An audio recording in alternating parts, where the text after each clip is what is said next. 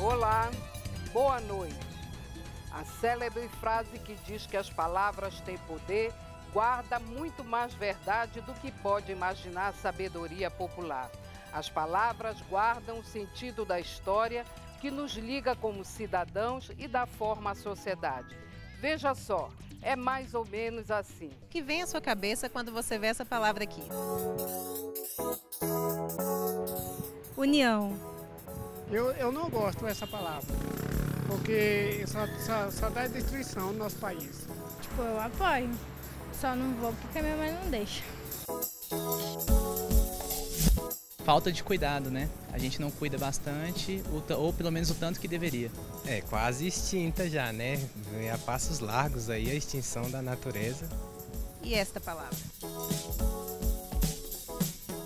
Indivíduos que devem expressar ciências políticas, que infelizmente não está acontecendo. Políticos, representantes do povo. Falta de honestidade, entre outros atributos que não são tão bons assim, adjetivos ruins, né? Na edição de hoje, você vai saber como as palavras podem contribuir para que a sociedade seja mais justa e igualitária, ou não. O programa da ouvidoria da empresa Brasil de Comunicação já está no ar.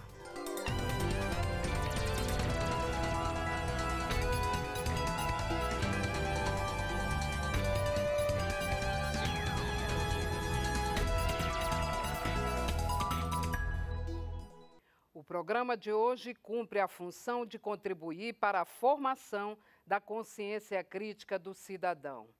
Para isso, contamos com a contribuição da professora Viviane Rezende, da Universidade de Brasília. Acompanhe na entrevista feita pela repórter Graciele Bittencourt. A professora Viviane Rezende tem um currículo extenso. Resumindo bastante, ela é doutora em Linguística e coordena um núcleo de estudos de linguagem e sociedade na UNB. Olá, professora. Obrigada por aceitar o nosso convite. Prazer. Professora, as palavras, elas têm mesmo poder, como indica a sabedoria popular? Tem sim, mas a gente deve lembrar que não são as palavras em si que têm poder. Eu quero dizer que não são as palavras no dicionário, as listadas num elenco de palavras dicionarizadas, não é ali que está o poder das palavras, mas as palavras, elas adquirem o poder no sentido que elas tomam dentro de textos orais e escritos, ou seja, as palavras têm poder quando usadas. Nós é que exercemos poder por meio da palavra, já que uma boa parte da nossa ação no mundo é discursiva. Então, assim como a gente exerce relações de poder de outras formas, a gente também exerce relações de poder por meio da linguagem. Então, não diria que são as palavras que têm poder, mas os sentidos das palavras quando postas em uso. Qual é a dimensão da influência dos meios de comunicação na construção dos discursos? Os meios de comunicação têm um potencial para dispersar discursos no espaço e no tempo. Então, eu acho que isso é o que caracteriza o seu poder maior em relação a outros modos como a gente se comunica, né? Por exemplo, na interação face a face, quando a gente conversa, né, pela fala e aquele texto resultante da conversa não vai se dispersar no tempo e no espaço, ele fica circunscrito a essa situação corriqueira de comunicação. Os meios de comunicação, ao contrário, e aí a gente está falando de quaisquer desses meios, né? Inclusive a televisão, mas o jornalismo impresso e o rádio e outros, eles têm esse potencial de dispersar o texto, né, e os discursos que ali se materializam, quer dizer, os modos particulares de representação que estão ali postos, né, no tempo e no espaço e atingir assim um número maior de pessoas. A repetição de discursos, como muitas vezes é o caso, né, das abordagens, por exemplo, jornalísticas, né, essa repetição de discursos, uma vez depois da outra, em um texto depois do outro, né, isso faz com que representações particulares se tornem quase verdade, né, adquiram quase um status de verdade no modo como as pessoas, nós, né, compreendemos determinadas situações. Então, é de fato importante a influência dos meios de comunicação na dispersão de discursos. As propostas de adequação de linguagem, o chamado politicamente correto, costuma muitas vezes ser tratado com ironia. Há uma resistência da sociedade em fazer essas mudanças? Acredito que sim, em muitos casos, e claro, especialmente quando se trata de fazer ironia sobre essa questão, né? Acho que isso pode se dever, por um lado, à ausência da percepção do que é a linguagem de fato na sociedade, né? Porque a nossa reflexão formal, né, na escola a respeito de linguagem, ela é muito focada na língua como forma. Então é muito focada na gramática, na sistemática interna da língua, mas tangencia muito pouco, e eu acho que isso vem se transformando com algumas alterações que foram impostas pelos parâmetros curriculares nacionais ao ensino de língua, não é? Isso vem se transformando, mas a tradição escolar no nosso país é do estudo da língua e não da linguagem. Então a gente não reflete sobre o que o uso da língua acarreta nas nossas relações sociais, por exemplo. Então quando alguém diz que tanto faz usar o masculino genérico ou não usar o masculino genérico. Isso não é uma questão que afete a sociedade, porque isso é uma questão da língua, mas não é, porque a língua ela não é um objeto autônomo e separado da sociedade, ao contrário, né? Linguagem e sociedade estão internamente relacionadas. Não é à toa que o masculino é que é o universal, né, gramaticalmente. Isso tem a ver com séculos de dominação masculina, obviamente. Não é? Então eu acho que a resistência ela se deve em grande medida à ignorância mesmo, ignorância no sentido de essa reflexão não estar disponível para a sociedade de um modo mais amplo. Vamos para um pequeno intervalo. A gente volta já.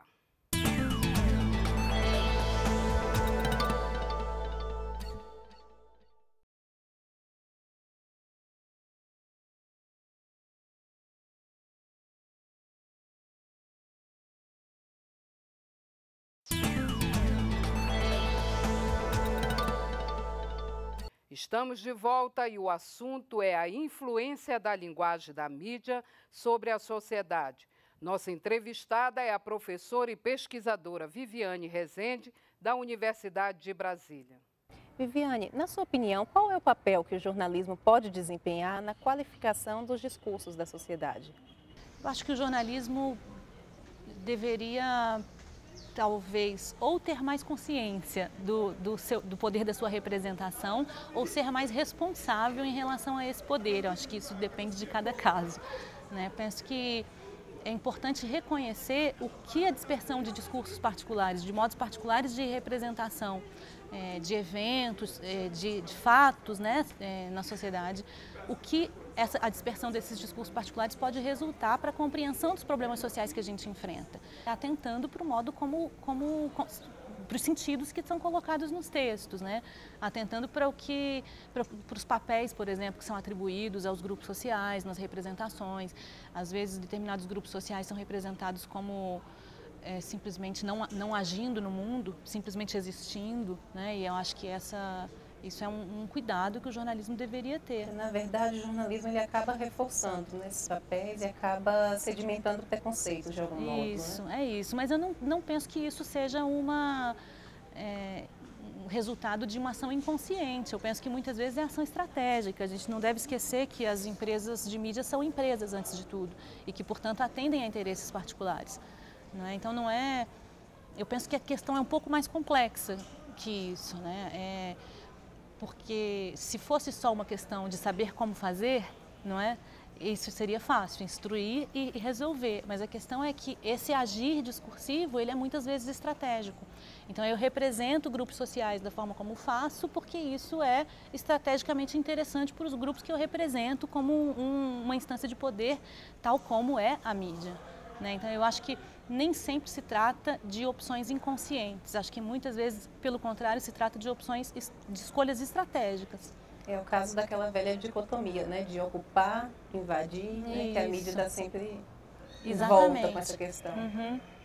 Porque se eu opto por ocupar, de alguma forma eu reconheço a legitimidade da ocupação. Agora, se eu refiro os eventos de ocupação como invasão, aí eu já estou, inclusive, utilizando uma metáfora violenta, né? Uma metáfora de guerra, para referir à ação daquele grupo, que se torna, então, por decorrência lógica, né? Passa a ser representado como violento. E a comunicação pública? O que você aconselharia para o jornalismo e para a programação da TV Brasil? Eu penso que a TV Brasil é um oásis na televisão brasileira, né? Para começar, penso que a TV Brasil já presta um grande serviço à sociedade de algumas formas, por exemplo, por pautar temas que as outras emissoras de televisão não pautam. Então penso que a TV Brasil já faz isso, já presta esse serviço de pautar temas que não são, em princípio, não tem em princípio valor notícia, digamos, né, para outras emissoras. Depois, em segundo lugar, pela abordagem que a TV Brasil confere no seu jornalismo, especialmente, aos temas que são tratados em todas as TVs, mas que a TV Brasil aborda de maneira distinta.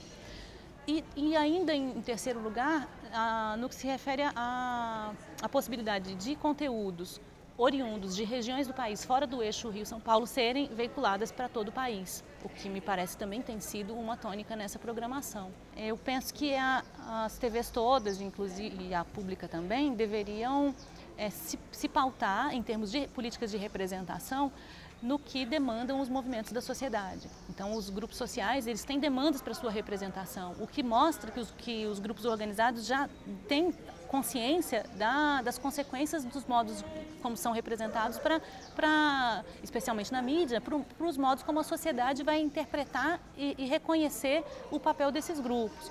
Então, se os grupos organizados, os grupos da sociedade civil organizados, demandam um modo particular para serem representados, eu acho que a TV pública deve ouvir essa demanda e respeitar os modos de representação demandados pela sociedade. E qual é o papel que expressões como o samba do crioulo doido, Maria vai com as outras, mulherzinha, retardado, podem ter para esses segmentos sociais aí representados? A reificação do estigma. Né? Então, a perpetuação dos preconceitos que são reconhecidos e que estão na base do sentido dessas expressões. Então, se elas continuam sendo utilizadas sem nenhuma reflexão, como se fosse como se houvesse aí um pressuposto de verdade, né? Então esses preconceitos e esses estigmas se reificam e assim se torna mais difícil resistir, né, a esses sentidos. Então, acho que é por isso que a gente deve evitar esse tipo de expressão e atentar para a questão de que o politicamente correto não é uma questão apenas de linguagem, mas do poder que a linguagem tem na sociedade. Vamos fazer mais um intervalo. É rapidinho, não saia daí, a gente volta já. Fale com a ouvidoria pelo portal da EBC, www.ebc.com.br. Fale conosco pelo telefone 61 3799 5244 ou 3799 5243. Ou se quiser enviar uma carta, o endereço é Setor Comercial Sul, quadra 8, bloco B50/60, primeiro subsolo, Brasília, Distrito Federal. CEP 70 333 900.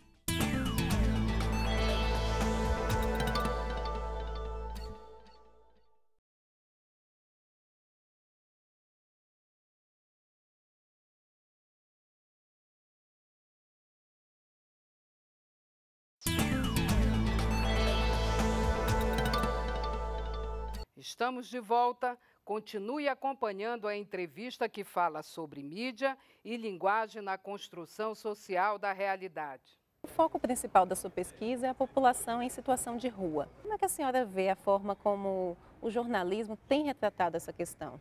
Em primeiro lugar, os fatos envolvendo a população em situação de rua não são noticiados considerando seus efeitos para a própria população em situação de rua, mas sempre como um causador de mal-estar para outros grupos sociais. Em segundo lugar, a situação de rua não é representada como um problema. O problema que se representa são as pessoas em situação de rua, mas as pessoas não devem ser o problema é a sua situação. E esse problema, ele é um problema especialmente para quem sofre esse problema, muito mais do que para outros grupos sociais. Então, se eu represento o fato de um grupo social, de um grupo ocupar, por exemplo, um imóvel, e que isso causa transtornos para a vizinhança e insegurança para o bairro, eu estou deixando de verificar que antes disso havia um problema anterior. Né? Antes disso, um problema anterior era a própria situação de rua e a situação de abandono em que esse segmento da sociedade está em relação ao acesso a políticas públicas. Os textos que noticiam fatos envolvendo a população em situação de rua raramente ouvem pessoas em situação de rua.